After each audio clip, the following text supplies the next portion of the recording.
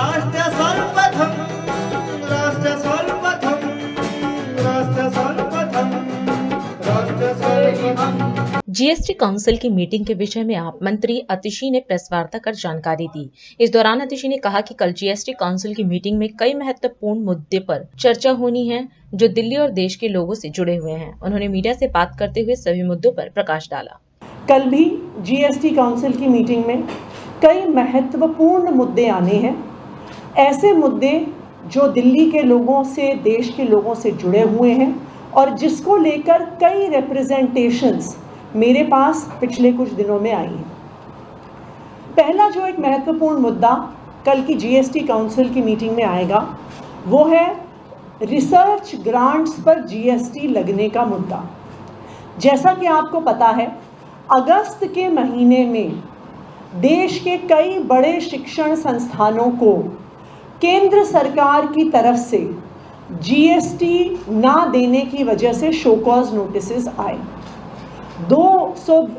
इन 6 संस्थानों को 220 करोड़ के टैक्स देने का नोटिस आया। इसमें आईआईटी दिल्ली, पंजाब यूनिवर्सिटी जैसे बड़े शिक्षण संस्थान भी शामिल थे।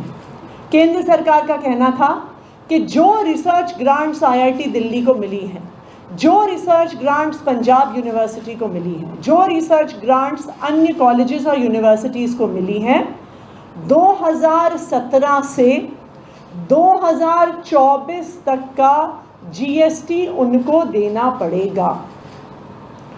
रिसर्च पर जीएसटी लगना बिल्कुल गलत है और दिल्ली सरकार उसका पुरजोर विरोध करती है।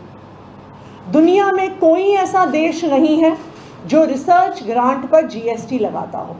चाहे आप अमेरिका देखने चाहिए, चाहे आप यूके में देखिए, कनाडा, चाइना, साउथ कोरिया, जो सारे डेवलप्ड कंट्रीज़ हैं, उनमें से कोई भी देश एजुकेशनल इंस्टीट्यूशंस को मिली हुई रिसर्च ग्रांट्स पर टैक्स नहीं लगाता है। क्यों नहीं लगता है इन सब देशों में रिसर्च ग्रांट्स पर टैक्स? क्योंकि रिसर्च को बिजनेस के तौर पे नहीं देखा जाता, रिसर्च को एक इन्वेस्टमेंट के तौर पे देखा जाता है। आज अगर आईआईटी दिल्ली में साइंस एंड टेक्नोलॉजी पे रिसर्च हो रही है, नैनो टेक्नोलॉजी पे रिसर्च हो रही है, बायोटेक्नोलॉजी पे रिसर्च हो रही है, नए प्रकार के कोडिंग प्रोग्राम्स बनाने पे रिसर्च हो रही है, मटेरियल साइंसेस पे रिसर्च हो रही है, किस तरीके से अच्छी सड़कें बन सकती हैं, किस तरीके से अच्छी गाड़ियाँ बन सकती हैं, किस तरीके से हायर स्पीड पे चलने वाले एयरक्राफ्ट बन सकती हैं। अगर ये सब रिसर्च आईआईटी दिल्ली में और अन्य शिक्षण संस्थाओं में हो रही है, ये आगे चलकर भारत के विकास में कंट्रीब्यूट करेगा। इनफैक्ट अगर आप आंकड़े देखने जाइए तो दिखेगा कि जिनको हम डेवलप्ड कंट्रीज मानते हैं, वो अपने जीडीपी में से एक अच्छा हिस्सा रिसर्च ग्रांट के तौर पे एजुकेशनल इंस्टीट्यूशंस को देते हैं। इजराइल 4.94% अपने जीडीपी का रिसर्च में लगाता है। जापान 3.82% अपने जीडीपी का रिसर्च में लगाता है। यूएसए 2.83% अपने जीडीपी का रिसर्च में लगाता है। जर्मनी 3.13% लगाता है।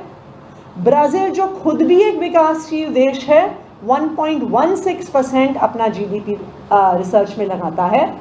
परंतु भारत, जो कहती है हमारी केंद्र सरकार कि हम विश्व गुरु बनने का प्रयास कर रहे हैं, भारत ने, भारतीय जनता पार्टी की केंद्र सरकार ने प्रधानमंत्री नरेंद्र मोदी जी के नेतृत्व में 2014 से लेके आज तक जो रिसर्च में पैसा दिया जाता है उसको घटा दिया। 2014 में 70,000 करोड़ बजट में एलोकेशन रिसर्च के लिए था, जो घटकर 35,000 करोड़ पर रह गया है। यानी 0.65% ऑफ द बजट, जो भी कम था, उससे भी आज घटकर मात्र 0.41% बजट हमारी सरकार रिसर्च पे लगाती है। और अब ये सरकार जो खुद रिसर्च पे पैसा नहीं दे रही, अगर प्राइवेट सेक्टर से इंस्टीट्यूशंस रिसर्च ग्रांट लेके आ रहे हैं तो कह रही है जी हम तो आप पे जीएसटी लगाएंगे, हम तो आप पे 18% टैक्स लगाएंगे। ये बिल्कुल गलत है और दिल्ली सरकार, अरविंद केजरीवाल जी की सरकार इसका पुरजोर विरोध करती है।